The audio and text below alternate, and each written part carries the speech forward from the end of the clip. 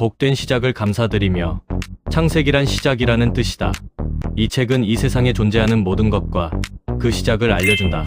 생명은 시작이 전부이다. 시작에서 열매가 결정되기 때문이다. 그런데 사람은 그 시작을 모르기 때문에 자신이 누구인지, 어떻게 살아야 하는지 아무것도 모른 채 태어나서 방향 없이 살다가 허무하게 죽는 것이다. 그러나 이 책은 읽어볼수록 신기하다. 내가 모르던 나의 시작을 선명하게 알려준다. 그리고 복된 삶의 길을 열어주고 사람이 가야만 하는 길을 나에게 열어준다. 내가 피조물이라는 사실을 알게 되므로 나를 창조한 분, 나보다 먼저 있는 분을 알게 되어 내가 내 인생의 주인이 아닌 스스로 있는 자가 아님을 알게 하신다. 참 나를 알고 나를 지으신 이가 누군지를 알고 참사람으로 사는 것은 얼마나 큰 축복인지, 사람으로 태어난 행복과 감사가 항상 누려지는 참된 진실의 세계에서 모두와 함께 살 수 있게 복을 주신, 우리를 지으시고 사랑하시는 하나님의 은혜를 찬양하며 창세기 내용을 함께 나누며 잘 모르거나 궁금한 것이 있으면 항상 이야기하면 좋겠지. 공부하는 시간이 아니라 마음을 함께 나누는 시간으로 생각하면 부담이 없겠지. 내일부터 창세기 내용을 이야기해보자. 창세기는 신기하다.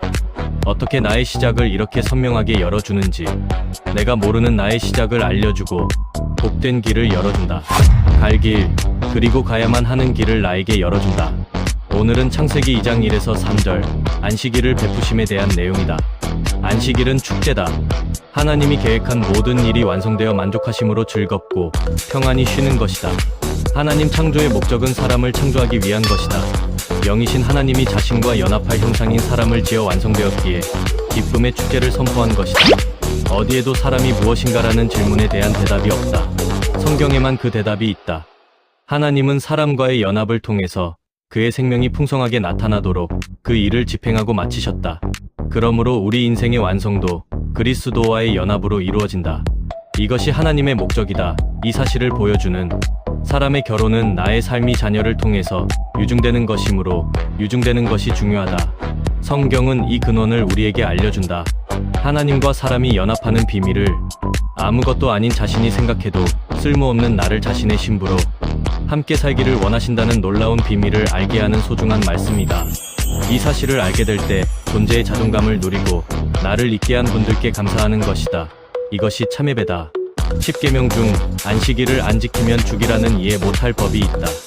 이것은 하나님이 주신 것에 만족 못하고 더 잘 되려고 애쓰는 것이 불행이라는 것이다. 나를 사람으로 지어주신 것 자체가 축복이다. 사람을 만들고 만족한 것은 사람이 완전하게 만들어졌다는 것이다. 여기서 완전은 하나님과 연합하기에 완전하다는 것이다. 하나님의 안식을 지키는 것은 하나님이 지으신 그분의 목적대로 사는 것이다. 우리 인생을 통해 하나님이 만족하시면 나도 만족하게 된다. 이 사실을 알아가는 것이 성숙이다. 성숙한 사람은 주변에 행복을 나눠주는 복된 삶을 살게 된다. 우리는 복 있는 사람들, 늘 은혜와 감사가 넘치기를 바래.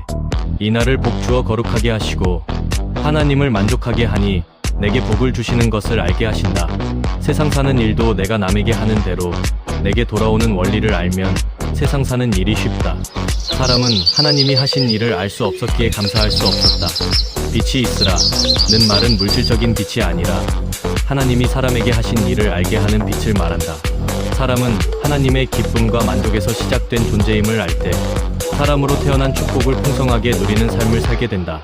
하나님이 정하신 운명, 즉 연합에 적합하게 사람으로 지어졌기 때문에 누구와도 연합하는 사람이 된다. 하나님은 자신의 만족하심으로 사람에게 복을 주셨다. 이 하나님을 경험한 사람들이 하나님을 엘샤다이라 고백했다. 늘 축복이 넘쳐 우리에게 풍성히 공급하는 분으로 우리에게도 안식일의 축복을 넘치게 누리는 은혜를 베푸시길 바라며 기쁨의 새날을 주시길. 오늘은 창세기 2장 4에서 8절. 하나님의 동산을 지킬 사람을 지으심. 사람의 행복은 간단하다. 하나님이 만족하신 것을 만족하는 것이다. 하나님이 동산을 창설했는데 동산은 하나님의 거처이고 사람은 이 동산을 관리할 자이다.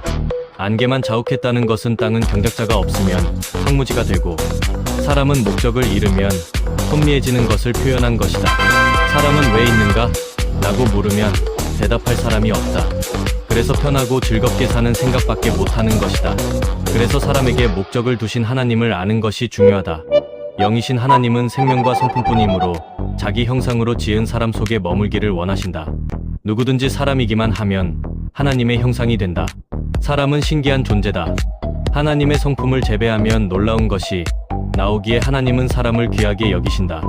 외로운 사람에게는 착하고 위대하고 훌륭한 사람이 아닌 내 속을 알아 교통할 친구가 필요하다. 십자가에서 못 내려오고 죽은 예수는 아무도 좋아하는 사람이 없는데 우리는 그 예수님을 좋아하니 예수님이 우릴 얼마나 좋아하시겠나.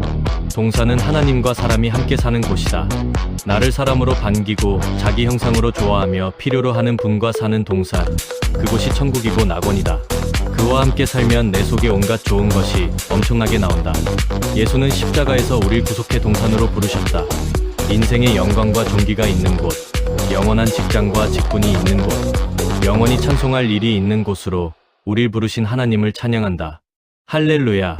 창세기 2장 7절. 흙으로 사람을 지으셨다. 하나님은 영이시고 생명이시다. 영은 정확하게 표현되어야 함으로 사람을 그 형상으로 지으셨고, 생명은 번식해야 함으로 번식에 절대적으로 필요한 흙으로 사람을 지으셨다. 얼마나 완전한가. 하나님은 사람의 용도와 목적을 정해 놓으셨다. 이것이 없으면 동물에 불과하다. 아담은 사탄에 속아 자기가 하나님같이 되려 하다가 하나님이 정하신 길을 잃었다. 예수는 십자가에서 사람의 길을 찾아 놓았다.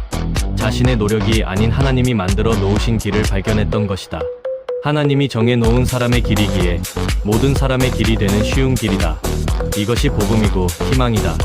예수와의 연합은 그의 생명으로 거듭나는 것이므로 그가 곧 우리의 길이 된다. 한 생명이기 때문에 연합이 될 때 그의 모든 것이 내 것이 된다. 하나님이 직접 우리에게 줄 수 있는 것은 없다. 그리스도에게 모든 것을 상속했기에 그와의 연합을 통해 하나님의 모든 풍성함을 누린다. 그러므로 예수가 절대적으로 모든 사람에게 필요한 것이다. 예수가 십자가에서 내려올 수 없는 사람이었기에 모든 사람을 포용했다. 우리와 같은 사람인 것이 확인된 것이다. 그로 인해 누구나 하나님의 은혜를 누릴 수 있게 되었다. 흙은 스스로 아무것도 할 수 없다. 신실한 농부를 만나는 것이 전부이다. 농부로 인해 흙의 모든 부끄러움이 사라진다. 열매로 인한 영광을 누리게 된다. 사람을 흙으로 지었다는 말이 복음이다.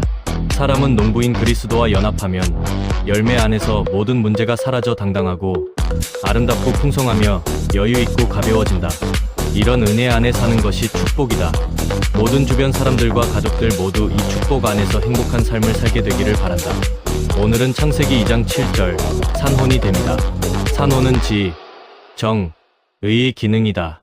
지는 지성이나 지능, 정은 감정 느낌, 의는 의지나 결단이다. 이것은 살아있고 역할은 있으나 생명이 없어 밖에 자극이나 공급을 받아야 하는 존재다. 하나님은 보고 들을 수 있는 존재가 아니므로 무엇을 보고 느끼도록 사람을 지으셨다. 하나님을 복되게 느낀 사람의 말을 듣는 것이 축복이다. 혼은 생명이 없기 때문에 예수의 생명으로 다시 나야 한다. 그래서 사람은 밖의 공급으로 살도록 지어졌다. 공기와 양식이 필요하듯 혼도 외부의 공급을 받아 그런 사람이 된다. 사람은 하나님이 주신 생명을 받아 감지하고 표현하도록 지어졌기에 하나님을 만나 말씀을 듣고 배우는 것은 놀라운 축복이다. 그래서 참 행복은 유일한 참 하나님과 그의 보냄받은 예수를 아는 것이다 라고 고백한 것이다. 하나님은 사람에게 모든 축복을 주셨지만 제한을 주셨다. 제한이 없이 자기 하고 싶은 대로만 하면 서로 망한다. 흙은 받은 씨만 내는 제한이 있기 때문에 농사를 지을 수 있다. 제한 속에 축복과 영광이 있기 때문에 육체의 제한 속에 있는 사람이 하나님을 표현하는 영광에 참여할 수 있는 것이다. 이것이 사람의 가치이다. 제자들은 예수를 참 하나님이여 영생이라 했다.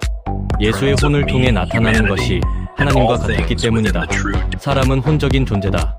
하나님이라도 사람의 혼에 따라 누림과 표현이 제한된다.